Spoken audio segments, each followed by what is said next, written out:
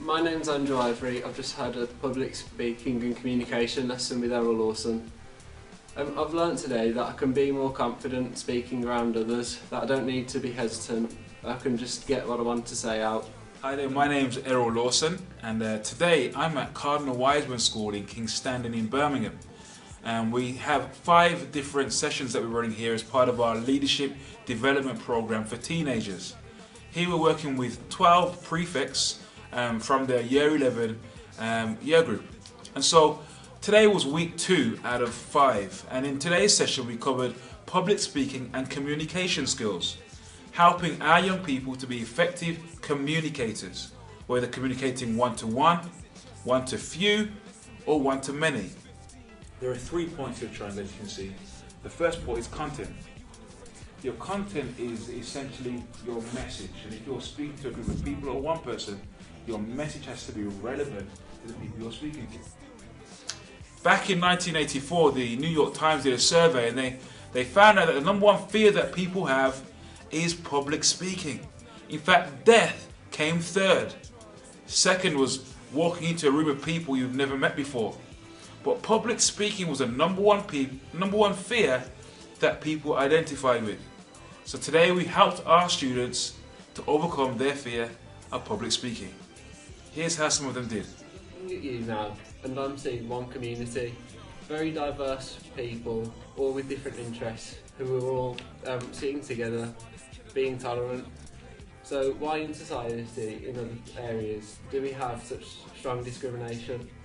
Once upon a time there was a boy and he liked music a lot.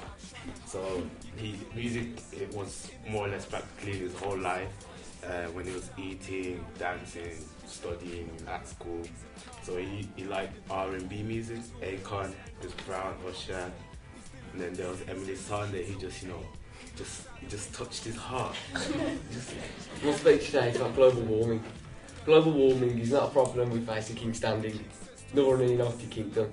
It's a problem we face at a national scale, all across the world, from Africa to America, from India to Japan. When preparing for their public speaking talks and presentations, we asked them to bear in mind the 5 S's. The 5 S's. The first S is stand. We say to them, when you come to the stage, be there, stand, be confident in who you are, own the stage. Welcome everyone to your stage. Second S we say is smile. When you smile with your audience, smiling with your eyes and with your mouth, your audience can relate to you, and they actually reflect back to you the energy you project to them. So when you're smiling, you're radiant, they feel warm and more able to receive from you. The third S is stride. We say don't shuffle to your platform. We say stride, walk boldly and confidently.